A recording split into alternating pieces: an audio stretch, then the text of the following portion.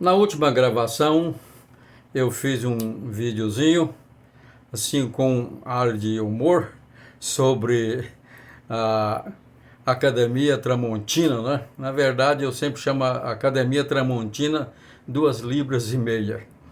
E isso teve uma repercussão e eu gostaria de explicar para algumas pessoas, talvez não venham a entender, hoje sobre a minha origem e o meu objetivo aqui é uma mensagem para a nova geração, daria como título: Não esqueça ou não abandone as suas raízes.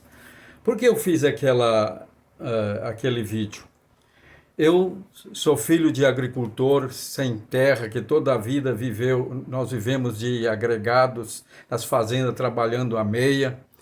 E começamos a estudar, eu comecei a estudar com 6 anos de idade, ainda incompleto, 7, no Israel Amorim, aqui, Grupo Escolar Israel Amorim, em 1956. E quando eu estava no primeiro ano, a luta do meu pai não pôde sustentar a família aqui, mudou de novo para a roça para viver de meieiro. E aos 13 anos de idade eu voltei para continuar os estudos, mas ainda continuava trabalhando na lavoura até aos 18 anos, quando eu consegui o primeiro emprego num posto de gasolina, né, de borracheiro, depois frentistas. E assim eu continuei os meus estudos, terminei o ensino primário no Grupo Escolar Israel Amorim, e que ensino na época. Quando eu terminei ali o quarto ano, eu já conhecia toda a gramática da língua portuguesa, os verbos, tempos, modos, que até hoje nunca saiu da minha cabeça as concordâncias.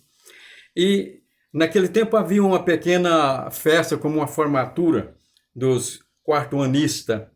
E na minha sala tinha filhos de fazendeiro e rico, e lá estava um menino pobre, que às vezes ia de chinela, né, para a aula.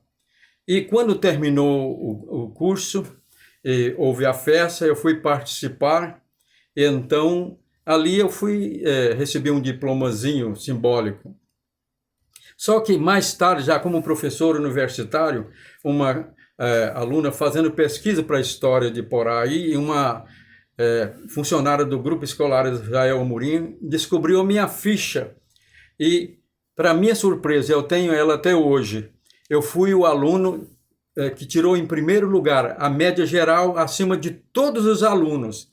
E isso não foi mencionado no dia da tal formatura. Preconceitos, né? Muito bem. E assim eu continuei estudando, trabalhando de frentista, fiz o meu curso primário, ou melhor, o ginásio na época. Foi quando então eu fui para o Seminário Evangélico Betânia, na cidade de Coronel Fabriciano, em Minas Gerais, onde eu estudava de manhã e trabalhava no próprio seminário para pagar os estudos. E formei em teologia. Depois formei em história, né? Fiz várias especializações, pós-graduações, até meu doutorado em teologia, em filosofia cristã. Muito bem.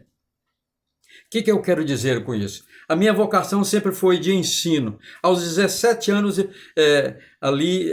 num período intermediário, eu comecei a dar aula numa zona rural. E os meus alunos, numa sala multisseriada, era numa varanda de paiol, né? Por algum tempo.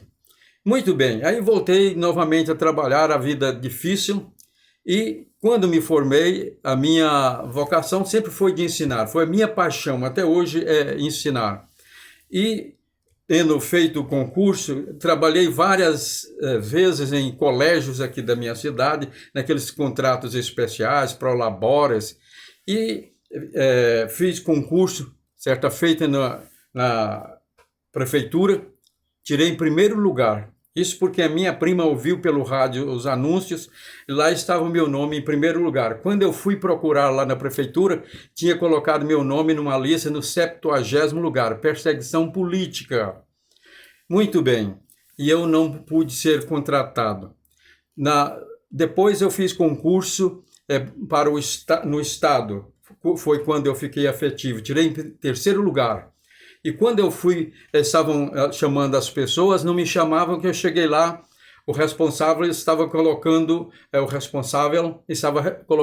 outro aluno, outro concursado que tinha tirado bem depois de mim na minha vaga. Nesse dia eu bati na mesa e bradei: eu não aceito, eu quero a minha vaga. Fui contratado e trabalhei como professor na rede estadual, aqui na cidade, no colégio particular, como colégio Exatos. Né? Todos os colégios da cidade eu trabalhei como professor de História, Ensino Religioso e Espanhol.